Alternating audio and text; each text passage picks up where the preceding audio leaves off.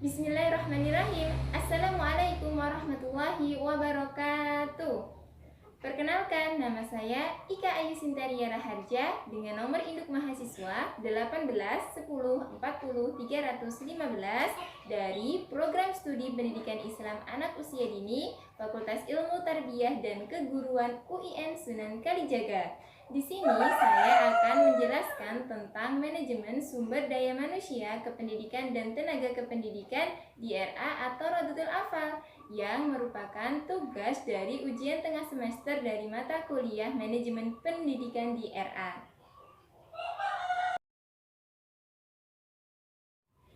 Manajemen tentang pendidik dan tenaga kependidikan merupakan bagian dari manajemen sumber daya manusia. Untuk itu, kita harus memahami tentang pengertian dari manajemen sumber daya manusia. Nah, teman-teman tahu nggak sih apa yang dimaksud dengan manajemen sumber daya manusia? Ya, benar. Manajemen sumber daya manusia adalah suatu proses untuk menangani berbagai masalah pada ruang lingkup karyawan, kemudian tenaga kerja, kemudian manajer, kemudian guru, dan tenaga kerja lainnya untuk menunjang aktivitas pada suatu organisasi atau perusahaan untuk mencapai tujuan yang telah ditetapkan. Nah, bagian yang mengurus sumber daya manusia ini disebut dengan Departemen Sumber Daya Manusia atau dalam bahasa Inggris disingkat dengan HRD, Human Resource Department. Di dalam Undang-Undang Nomor 20 Tahun 2003 tentang Sistem Pendidikan Nasional pada pasal 1 ayat 6 disebutkan bahwasanya pendidik adalah tenaga kependidikan yang berkualifikasi sebagai guru, kemudian dosen, kemudian konselor, kemudian widya iswara, kemudian tutor, fasilitator, instruktur, dan sebutan lainnya sesuai dengan kekhususannya, serta berpartisipasi dalam penyelenggaraan pendidikan. Dengan demikian, pendidik PAUD merupakan sumber belajar yang sangat penting karena menentukan berhasil atau tidaknya dari program suatu lembaga PAUD. Dalam Undang-Undang Nomor 20 Tahun 2003 tentang Sistem Pendidikan Nasional pada pasal 1 ayat 5 dijelaskan bahwasanya yang dimaksud dengan tenaga kependidikan adalah anggota masyarakat yang mengabdikan diri dan diangkat untuk menunjang penyelenggaraan pendidikan.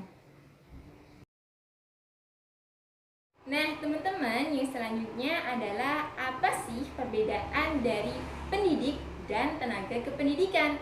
Seperti yang telah saya jelaskan sebelumnya, bahwa pendidik adalah mereka yang berkualifikasi sebagai guru, dosen, konselor, kemudian fasilitator, dan sebutan lainnya. Nah, sedangkan tenaga kependidikan ini adalah mereka yang bertugas melaksanakan kegiatan administrasi, kemudian pengelolaan, kemudian pengawasan, pengembangan, dan pelayanan untuk menunjang dari proses pendidikan di lembaga PAUD.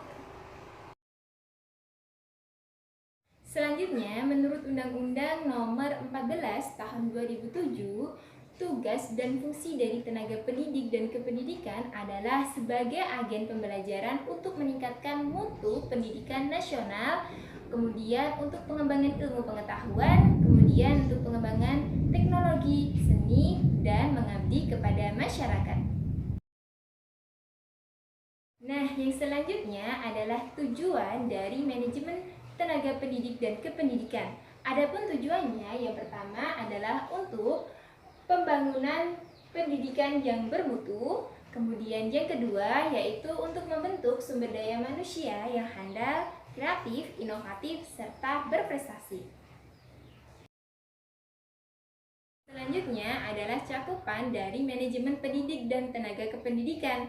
Nah, cakupan ini terdiri dari 7 teman-teman. Yang pertama adalah perencanaan pegawai, yang kedua adalah pengadaan pegawai, yang ketiga adalah pembinaan dan pengembangan pegawai, yang keempat adalah promosi, yang kelima adalah pemberhentian pegawai, yang keenam adalah kompensasi, dan yang terakhir yaitu penilaian pegawai. Nah, yang selanjutnya adalah proses manajemen tenaga pendidik dan kependidikan di RA. Nah, ini terdiri dari yang pertama adalah rekrutmen tenaga pendidik dan kependidikan, Yang kedua adalah pembinaan dan pengembangan tenaga pendidik dan kependidikan di RA. Kemudian yang ketiga adalah pemberhentian tenaga pendidik atau kependidikan. Nah, teman-teman, kita lanjut ya pada pembahasan materi yang berikutnya, yaitu tentang standar pendidik dan tenaga kependidikan di RA atau Rodatul Alfa. Nah, poin yang pertama yang akan saya bahas adalah tentang standar pendidik.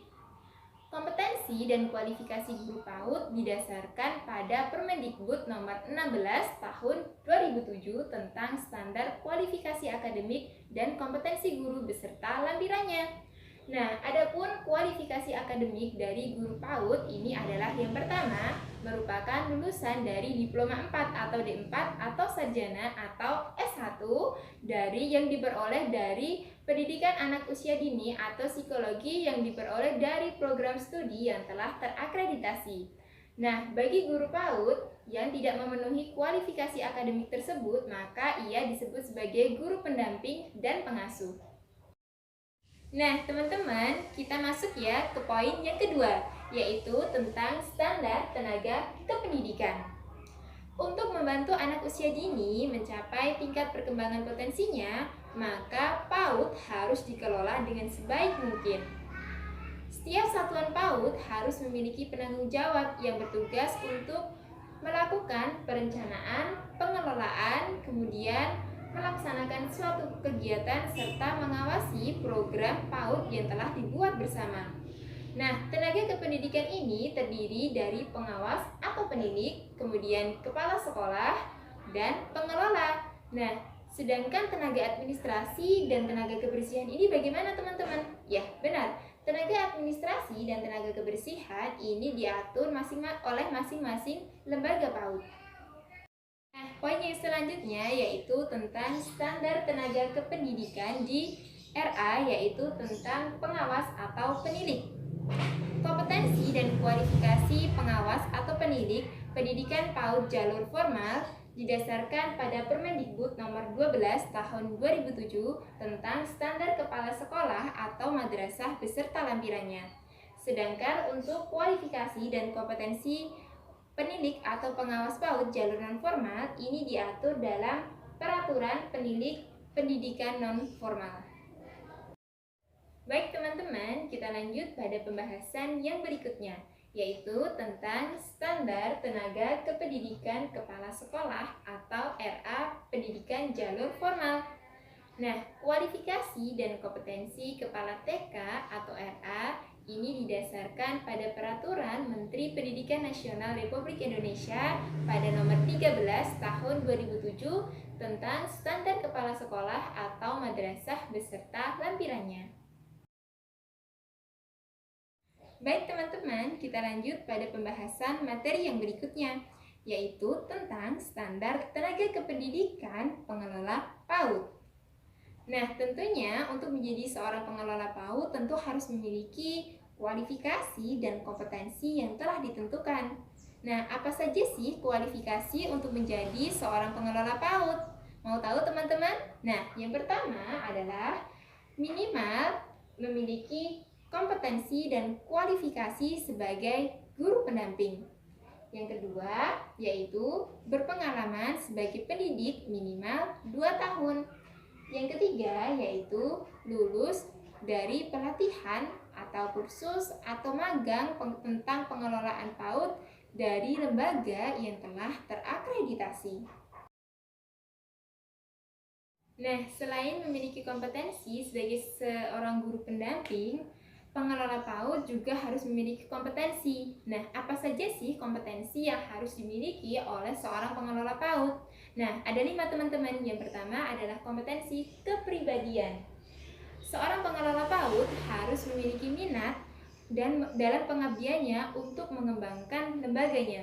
Nah, yang kedua adalah kompetensi profesional, yaitu seorang pengelola PAUD harus mampu menyusun rencana anggaran pendapatan dan belanja lembaga. Nah, yang selanjutnya adalah kompetensi manajerial.